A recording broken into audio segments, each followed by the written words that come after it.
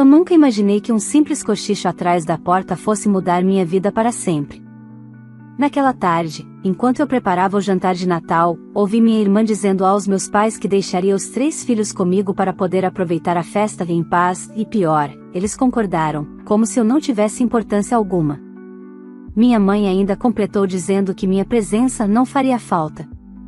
Naquele momento, eu percebi a verdade que eu vinha tentando ignorar por anos: eu nunca fui parte da família, eu fui apenas a pessoa conveniente que todos usavam. E foi naquele instante que eu tomei uma decisão que ninguém esperava, uma decisão que virou meu Natal de cabeça para baixo e que deixou toda a família em choque. Olá, seja bem-vindo ao canal Histórias Surpreendentes, curta e se inscreva nesse canal, aproveite e ative as notificações. Comente aqui de qual cidade você está assistindo, vou adorar saber e deixar um coração no seu comentário. Eu estava na cozinha descascando batatas para a ceia de Natal quando ouvi risadas vindo da sala. Era uma tarde abafada de dezembro, e o calor parecia se misturar com uma sensação de inquietação que eu não conseguia explicar. Meus pais tinham chegado mais cedo, como faziam todos os anos, e minha irmã, Bianca, estava com eles, sempre com aquele brilho arrogante nos olhos, como se o mundo girasse ao redor dela. Eu hesitei antes de entrar na sala, mas continuei ouvindo porque havia algo no tom de Bianca que me fez parar. Então tá resolvido, ela dizia. A gente deixa as crianças com a Júlia, e vai pra pousada com vocês, mãe. Um Natal tranquilo, só nós 4, sem estresse. Houve um silêncio curto, seguido pelo som da risada satisfeita da minha mãe. Finalmente um Natal em paz, ela disse. A Júlia não vai fazer falta. Ela nunca faz. Meu coração parou antes de voltar a bater. Minha mãe, minha própria mãe, falando como se eu fosse um objeto descartável. E o pior foi ouvir meu pai responder, claro, claro. A Júlia fica com os 3 meninos e a gente aproveita. Ele falou com uma naturalidade que só existe em quem está acostumado a me usar. Eu segurei a bancada com força, sentindo o estômago embrulhar. Bianca continuou, é isso. Ela não tem vida mesmo, não tem namorado, não sai com ninguém, pode ficar com eles numa boa. Eu fiquei paralisada. Durante anos, eu aceitei ser a filha disponível. A que cancelava compromissos. A que passava noites acordada ajudando. A que dizia tudo bem para não criar confusão. Bianca sempre foi a favorita, bonita, casada, cheia de atenção dos meus pais. Eu era a outra. A que estava à sombra. E parecia que, para eles, ser esquecida era meu destino. Na sala, as vozes continuavam, agora planejando horários, passeios, cardápios. Eles falavam de mim como se eu não existisse. Como se eu fosse apenas um recurso, uma babá gratuita. Meu peito queimou, uma mistura de mágoa, cansaço e um tipo de raiva silenciosa que eu nunca tinha sentido antes. Subi para meu quarto em silêncio, como se meus pés estivessem carregando anos de desvalorização. No espelho, não vi apenas o meu rosto, vi uma mulher de 34 anos que tinha passado a vida tentando merecer amor. Uma mulher que acreditava que, se desse o melhor de si, um dia seria vista. O espelho devolveu uma verdade brutal: eu nunca fui vista. Não por eles. Aquele Natal já estava todo pago com o meu 13º. Presentes para os filhos de Bianca, decoração especial, ingredientes para uma ceia para 12 pessoas. Tudo pensado com carinho. Mas para meus pais, nada disso importava, que eu era apenas conveniente. Foi ali, sentada na beira da cama com as mãos tremendo, que algo dentro de mim quebrou. Não foi choro, nem desespero. Foi uma decisão. Pela primeira vez, pensei em mim. Pela primeira vez, eu enxerguei a menina que eu fui, implorando por amor, e senti vontade de protegê-la. Eu peguei meu celular e olhei para o contato de Mariana, minha melhor amiga desde o ensino médio. Ela tinha me convidado dias antes para passar o Natal com ela e com o marido na serra, em uma casa simples com lareira e silêncio. Eu tinha recusado porque, como sempre, eu estava presa ao papel de filha substituível. Respirei fundo e digitei: aquele convite ainda está de pé? A resposta chegou em poucos segundos: sempre esteve. Você vem? Olhei para minha mala no canto do armário. Pela primeira vez, eu ia escolher a mim mesma. E foi naquele instante que eu entendi uma verdade que mudaria tudo. Quando uma família te trata como se você não fosse importante, você tem o direito e o dever de se afastar. E aquele Natal seria o primeiro de toda a minha vida em que eu não seria ousada. Quando desci as escadas depois de enviar a mensagem para Mariana, ouvi novamente as vozes na sala. Dessa vez, estavam discutindo quais roupas levar para a viagem e qual vinho comprar para comemorar entre os 4. Era como se a decisão já estivesse tomada havia semanas, e eu sequer tivesse sido informada. Passei pela porta da sala em silêncio apenas para pegar minha bolsa, e os 3 me olharam rapidamente, como quem encara uma funcionária que entra no recinto. Ah, Júlia, minha mãe falou, cruzando as pernas no sofá, no dia 24 a gente vai deixar as crianças por volta das 7. Eles já tomam banho antes. Você serve a janta depois, e coloca para dormir, você sabe como funciona. Ela falava com a segurança de quem tinha certeza absoluta da minha submissão. Bianca nem tentou disfarçar o sorriso satisfeito. E não esquece de esconder as tomadas, viu? O Theo agora está mexendo em tudo. Meu pai, sem olhar diretamente para mim, apenas completou, a gente volta no dia 26, à noite. Não precisa avisar nada. E tenta manter a casa organizada. Eu os encarei por alguns segundos, analisando cada expressão, cada gesto. Eles esperavam que eu dissesse sim como sempre. Esperavam aquela filha silenciosa, ansiosa por aprovação. Eu senti meu coração bater forte, mas mantive o rosto neutro. Peguei a chave do carro, e falei apenas, vou sair um pouco. Ninguém perguntou para onde. Ninguém quis saber se eu estava bem. Bianca apenas respondeu, volta cedo, por favor. Você tem muita coisa para fazer. Eu saí e deixei a porta bater levemente atrás de mim. Quando entrei no carro, senti minha respiração tremer. Eu queria gritar, chorar, bater em alguma coisa, mas ao mesmo tempo havia uma calma emergindo de dentro, como se finalmente eu estivesse acordando depois de anos sonhando dentro de uma vida que nunca foi minha. Liguei o carro e fui até um shopping próximo.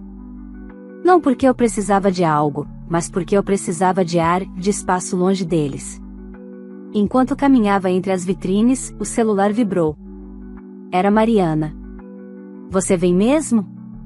Já arrumo o quarto de hóspedes ou a lareira da sala para você dormir perto do fogo? Sorri sem perceber. Eu não estava acostumada a ser tratada com carinho sem precisar pagar um preço. Arruma o quarto, respondi.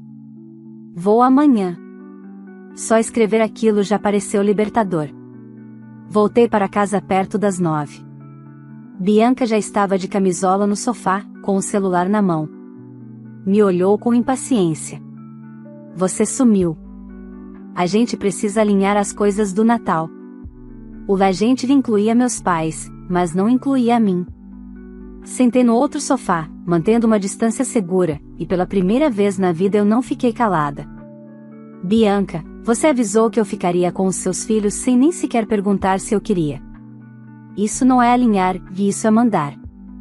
Ela arregalou os olhos, surpresa. Gente, olha isso, ela disse rindo sem graça para os nossos pais. Ela tá de TPM. Meu pai levantou a voz pela primeira vez. Não comece com drama, Júlia. A sua função aqui sempre foi ajudar sua família. Não vamos transformar isso em uma discussão. Função. A palavra entrou na minha pele como uma faca. Minha mãe tentou dar o golpe final, pare de inventar problema. Bianca tem 3 filhos, é natural que você ajude. Afinal, você não tem ninguém. Só sobrou você para isso. Eu podia ter respondido ali. Podia ter dito 1000 verdades. Podia ter explodido. Mas decidi que não mereciam minhas explicações. Não mereciam saber meus planos. Peguei meu celular, levantei lentamente e respondi com uma tranquilidade que não era minha, era da mulher que eu estava me tornando. Vocês não sabem nada sobre mim. E vão descobrir isso muito em breve. Bianca riu alto, debochada. Meu Deus, que dramática. Vai fazer o quê? Fugir no Natal?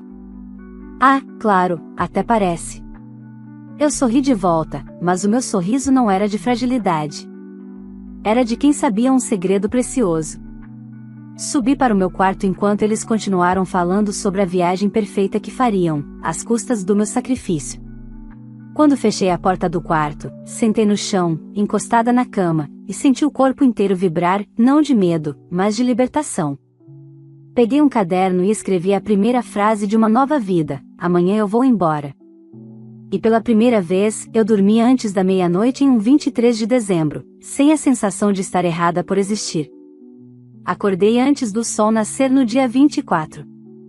O silêncio da casa era quase irônico, como se tudo estivesse em paz, quando, na verdade, pela primeira vez, eu estava prestes a quebrar o ciclo que sustentava aquela família.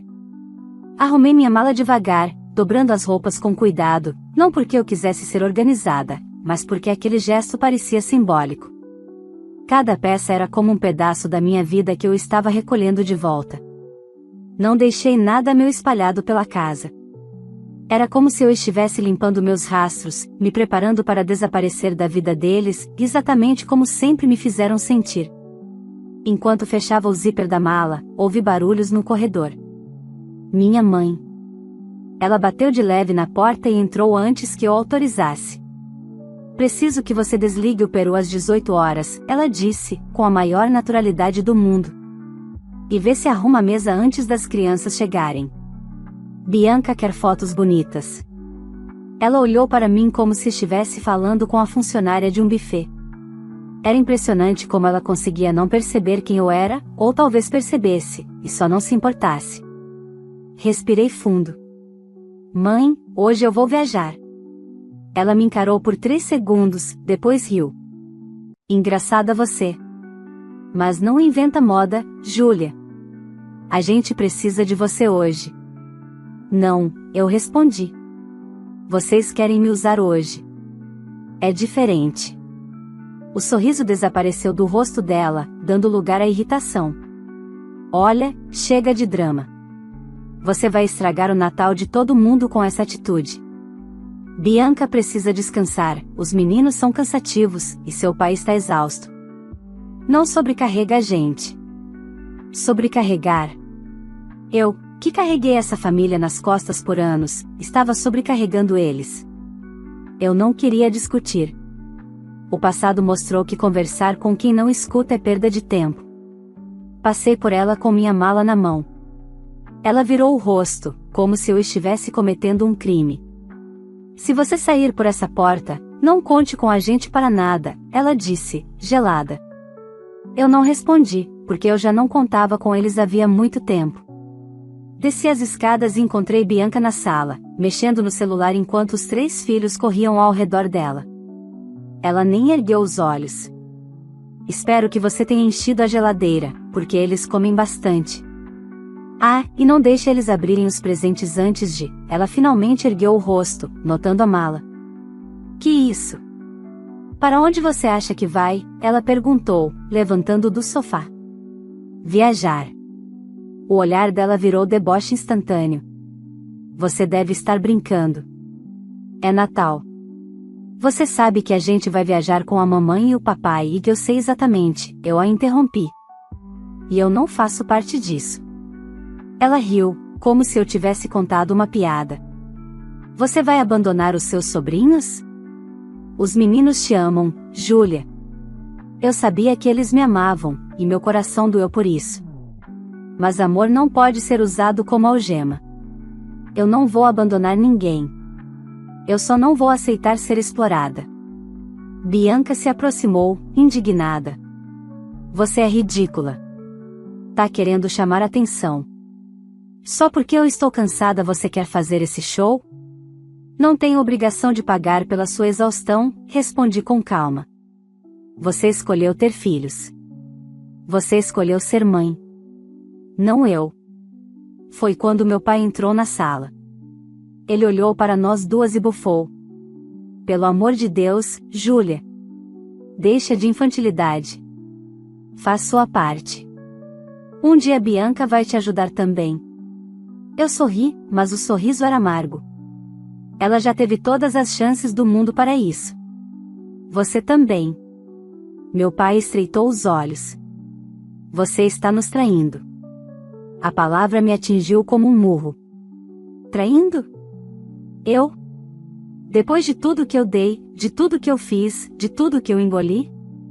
Vocês não percebem que eu existo até quando decidem me atacar? Eles ficaram em silêncio. Não porque estavam refletindo, mas porque não reconheciam a mulher que eu estava me tornando. Peguei minha mala, coloquei a mão na maçaneta e ouvi Bianca gritar atrás de mim: você vai se arrepender. Vai passar o pior Natal da sua vida. Abri a porta. O ar quente lá fora bateu no meu rosto e, por alguma razão, senti a temperatura como um abraço. Entrei no carro, coloquei o cinto e antes de ligar o motor, meu celular vibrou. Era uma mensagem da Mariana: o café já está no fogo e a lareira também. Dirige com calma. Você merece descansar. Engoli o choro. Não porque eu estava triste, mas porque eu finalmente estava sendo tratada com carinho. Liguei o carro e saí. Pelo retrovisor, vi a porta da casa sendo aberta com violência. Minha mãe, Bianca e meu pai estavam parados na calçada, olhando como se eu estivesse cometendo uma atrocidade. Mas pela primeira vez, eu não parei por causa dos olhares deles. Eu fui. Enquanto deixava aquele bairro para trás, percebi algo que mudaria tudo dali em diante. Eu não estava indo embora da minha família. Eu estava indo ao encontro de mim mesma. A estrada parecia mais longa do que realmente era, talvez porque, pela primeira vez, eu estava dirigindo sem destino emocional. Eu não estava fugindo, eu estava escolhendo. A cada quilômetro, era como se um peso antigo fosse dissolvendo no ar quente da manhã de dezembro. Liguei o rádio, mas desliguei depois de alguns minutos. O silêncio parecia mais confortável do que qualquer música. Depois de quase 3 horas, finalmente avistei a entrada da cidade serrana. Ruas estreitas, casas simples com telhados inclinados, árvores enormes que filtravam a luz do sol. O clima era fresco, muito diferente do calor sufocante da minha cidade natal. Quando parei em frente à casa da Mariana, ela já estava na porta com os braços cruzados e um sorriso tão caloroso que parecia impossível que existisse no mesmo mundo em que minha família vivia. Finalmente, ela disse, abrindo o portão. Eu estava quase indo te resgatar.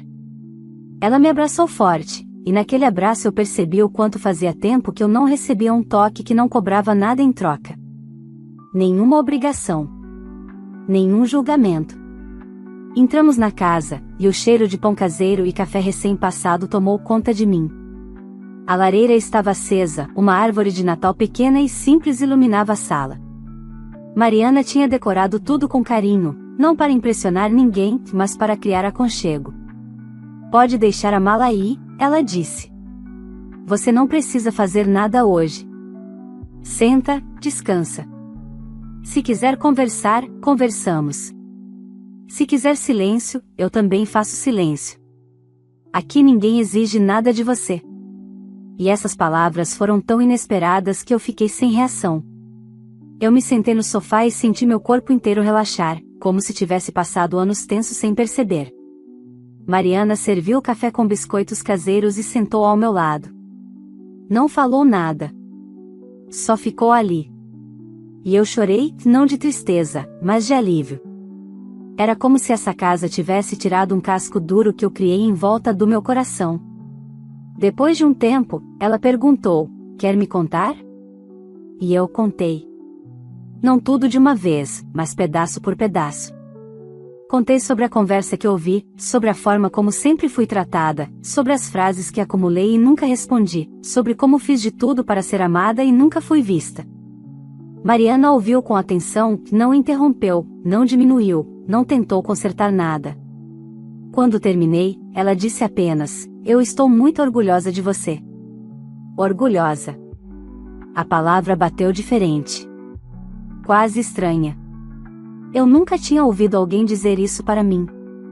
Depois do café, ela me mostrou o quarto de hóspedes, um quarto simples, mas arrumado com carinho, com um cobertor felpudo e travesseiros fofos. Em cima da cama havia um bilhete escrito à mão: aqui você pode existir. E pela primeira vez na vida eu acreditei nisso. O dia passou devagar, como se o tempo tivesse decidido me dar descanso. Almoçamos algo simples, assistimos um filme, rimos de coisas bobas. À tarde, caminhamos até uma pequena cachoeira próxima. A água gelada nas pernas e o canto dos pássaros criavam um silêncio diferente, um silêncio que curava. No fim da tarde, o celular vibrou no meu bolso. Só de ver o nome da minha irmã na tela, senti o estômago revirar. Mariana percebeu. Você não precisa atender, ela disse. Você não deve nada para ninguém. Mas eu atendi. Não porque eu devia algo, mas porque eu queria encarar minha nova versão. Finalmente você atendeu. Bianca gritou, já chorando. O que você fez? As crianças estão perguntando onde você está. Mamãe está passando mal. Papai está furioso. Você estragou o Natal. A velha versão de mim teria sentido culpa até perder o ar. Mas naquele momento, tudo o que eu senti foi clareza. Bianca, eu respirei fundo. Vocês planejaram um Natal perfeito deixando 3 crianças comigo enquanto vocês viajavam. Vocês nem sequer me perguntaram se eu concordava. Vocês decidiram por mim. Ah, então é isso? Você está magoada porque ninguém te perguntou? Que infantilidade! Você sabia que a gente precisava desse descanso. Eu fechei os olhos. Lágrimas queriam cair, mas eram lágrimas de libertação, não de dor. Você precisava de descanso. Eu precisava de respeito. Ela ficou em silêncio. E isso, vindo da Bianca, era praticamente um terremoto. Aceitem isso ou não, continuei, eu escolhi passar o Natal em paz. Pela primeira vez, eu escolhi a mim mesma. Você é egoísta, ela disse com a voz falhando. A gente sempre fez tudo por você.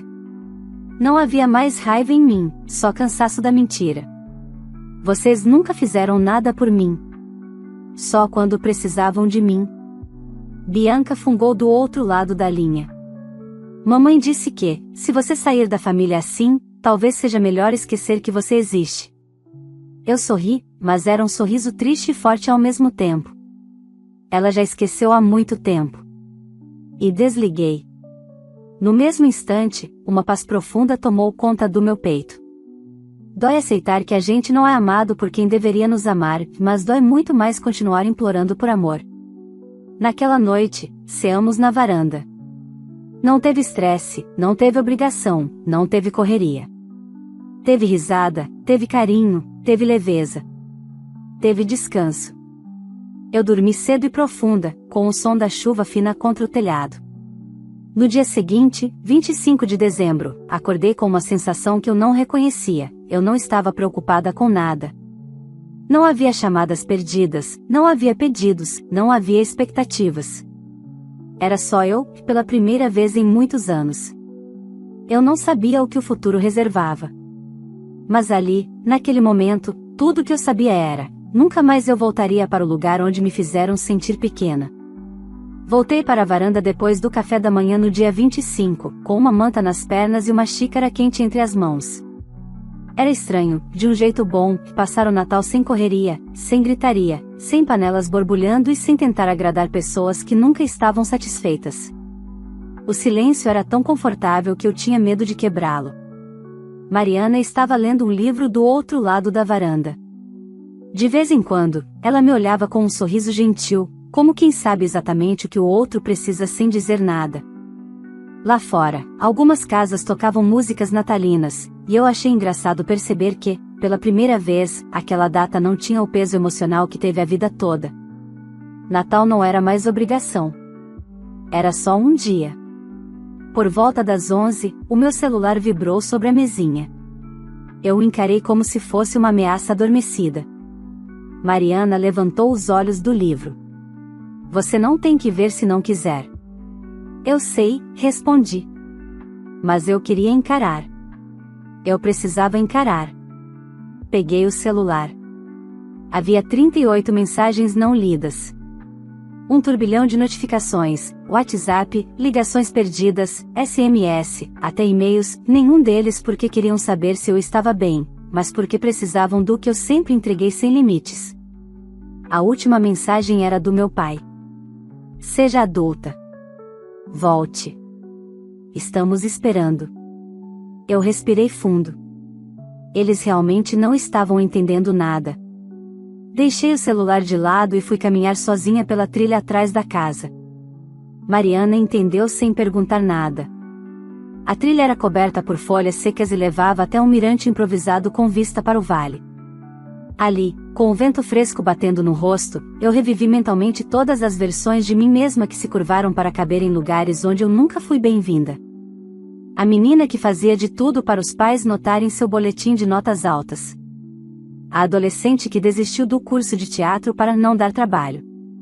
A adulta que passava noites acordada ajudando Bianca com os bebês porque mãe cansada merece descanso. A mulher que gastava mais do que podia comprando presentes que seriam esquecidos em poucos dias. Todas essas versões estavam ali, do meu lado, e nenhuma delas era livre. O som de passos me tirou dos pensamentos. Era uma mulher de uns 50 anos passeando com um cachorro. Ela sorriu para mim como se eu fizesse parte daquele lugar. Primeira vez por aqui? Perguntou. Primeira vez descansando, respondi. Ela concordou, como se entendesse mais do que eu disse. A gente aprende tarde que cansaço não é sinônimo de amor. Fiquei ali pensando nisso enquanto ela se afastava. Quando voltei para casa, Mariana estava preparando o almoço. Tudo bem? Ela perguntou. Pela primeira vez na vida, tudo está bem. Depois do almoço, resolvemos assistir a um filme. Foi no meio dele que o celular tocou mais uma vez. Não era ligação. Era videochamada. E dessa vez não era Bianca, era minha mãe. A foto do contato, nós duas em um Natal antigo, acendeu no visor como uma ironia cruel. Por um longo minuto eu fiquei olhando a tela vibrar. Mariana pausou o filme sem dizer nada. Atendi. A imagem da minha mãe apareceu. O rosto dela estava borrado de maquiagem escorrida. Ela estava sentada no sofá da minha casa, a casa em que eu cresci, como se o mundo tivesse acabado. Júlia, pelo amor de Deus, volta para casa. Era a primeira vez em anos que ela dizia meu nome com emoção. Mas eu tinha aprendido tarde demais, emoção não é sinônimo de amor. Eu não volto, respondi. Não hoje. Não amanhã. Não mais da maneira de antes. Ela passou as mãos na cabeça, exaltada. Você não entende o que está fazendo. Você está destruindo a família. A sua irmã está arrasada. As crianças choraram a noite inteira. Seu pai está com raiva. Você precisa parar com essa rebeldia agora. Eu esperei ela terminar de despejar ansiedade, medo e culpa, munição que ela usava melhor do que qualquer outra arma. Quando ela ficou em silêncio, eu respondi, eu não destruí nada. Eu só parei de sustentar sozinha uma estrutura que estava em cima de mim. Ela arregalou os olhos, surpresa com o tom. Você não pode nos abandonar, ela disse em voz baixa, dramática. Nós somos sua família. Vocês só lembram que eu sou família quando precisam de mim. Ela tentou sorrir, implorando, manipulando, misturando culpa com teatralidade como sempre fez. Filha, volta para casa. Eu prometo que quando viajarmos em janeiro você pode ir com a gente. A Bianca concordou. Eu senti vontade de rir. Não porque era engraçado, mas porque era desesperador. Eu seria incluída, desde que fosse útil e eu não quero migalhas de afeto, respondi. Não quero ser encaixada quando sobra espaço. Eu quero respeito. E aqui ninguém sabe o que essa palavra significa. Minha mãe ficou me olhando por alguns segundos, e então soltou a frase que ela sempre usava quando queria me destruir: você sempre foi difícil de amar. Dessa vez, porém, a frase não me perfurou. Ela apenas confirmou tudo. Eu sei, respondi. Difícil de amar para quem só sabe amar quando é servido. Ela abriu a boca para responder, mas eu encerrei a ligação antes.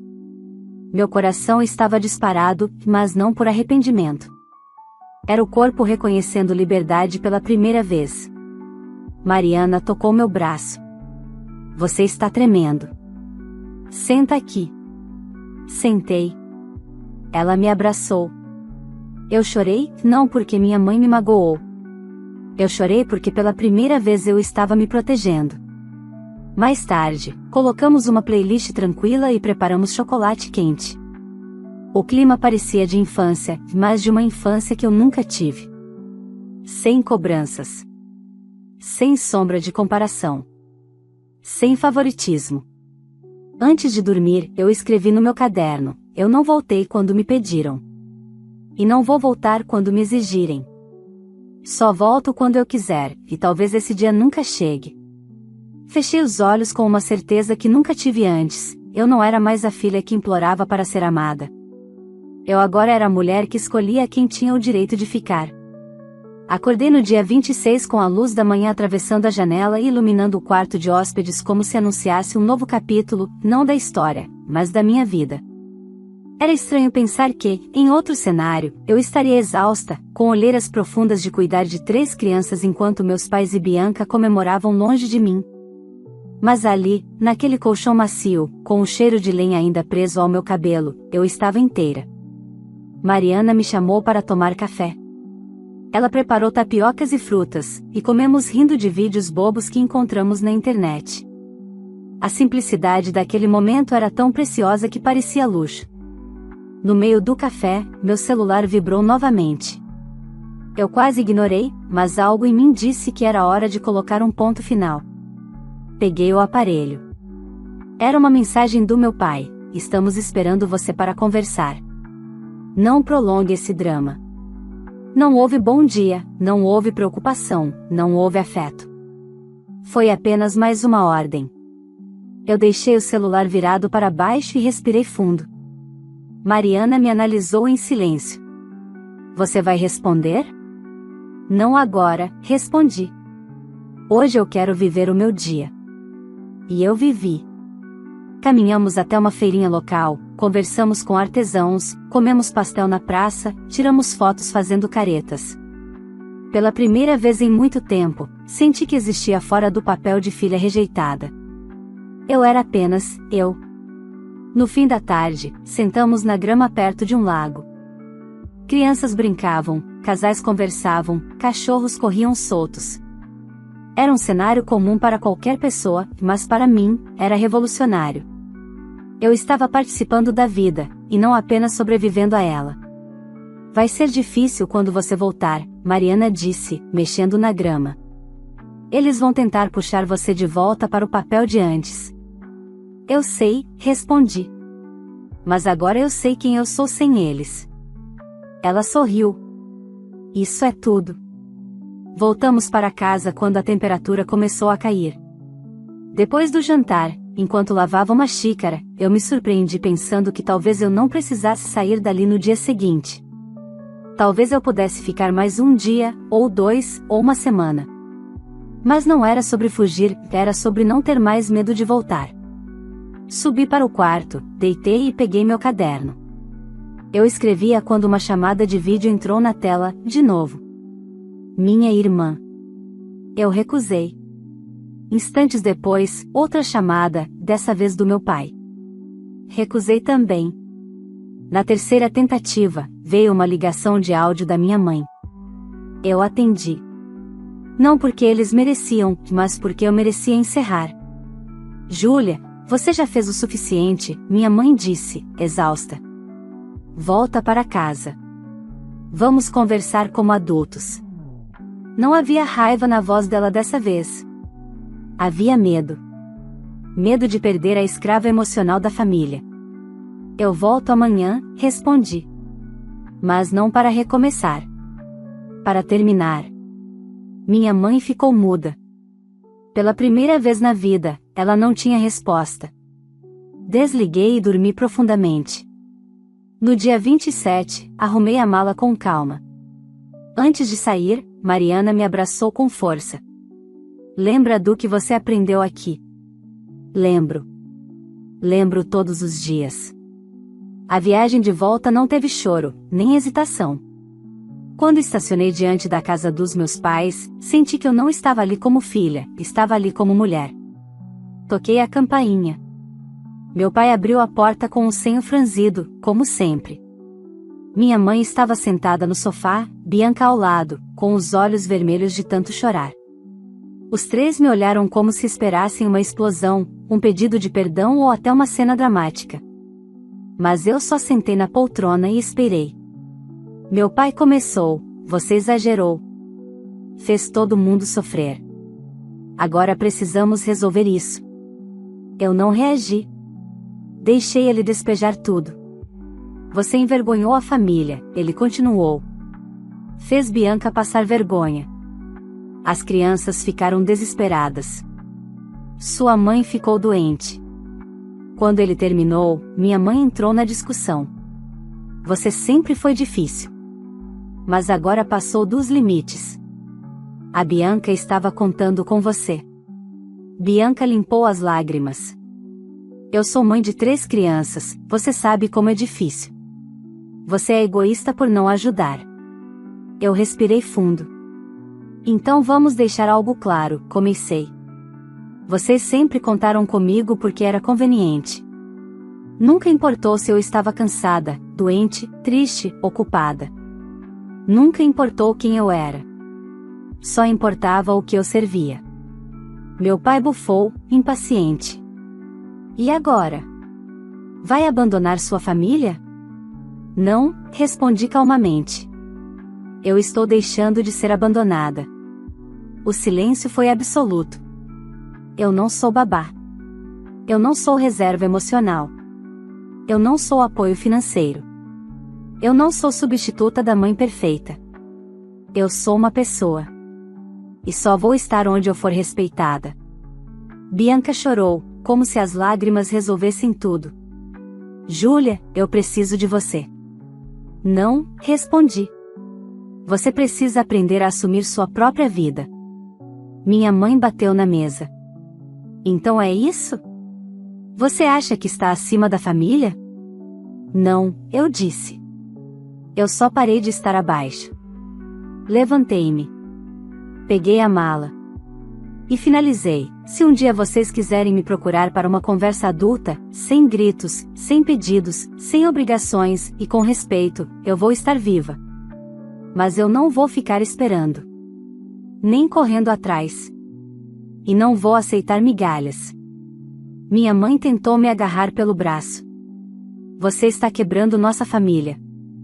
Eu sorri com tristeza. "Vocês me quebraram primeiro."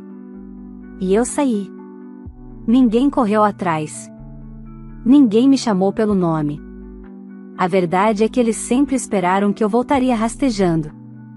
Mas eu não voltei.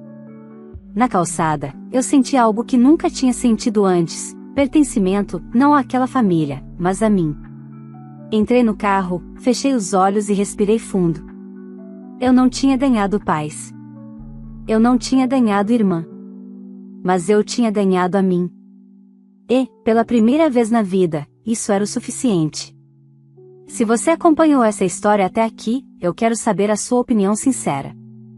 No lugar da protagonista, você teria coragem de fazer o mesmo?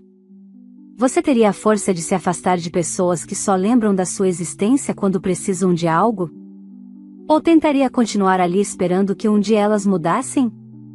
Comenta aqui embaixo o que você faria nessa situação, porque eu leio todos os comentários e quero muito saber a visão de cada um de vocês. E aproveita para comentar também de qual cidade você está assistindo esse vídeo, porque eu adoro ver até onde nossas histórias estão chegando, e eu vou passar dando um coração em todos os comentários. Se você gosta desse tipo de conteúdo e quer continuar acompanhando histórias fortes, emocionantes e cheias de reflexão, já deixa o seu like, porque isso ajuda demais o canal. Se inscreva e ative o sininho para não perder os próximos vídeos, tem muita história impactante vindo por aí. E claro, compartilhe esse vídeo com alguém que você acha que precisa ouvir essa mensagem. Obrigada por assistir até o final.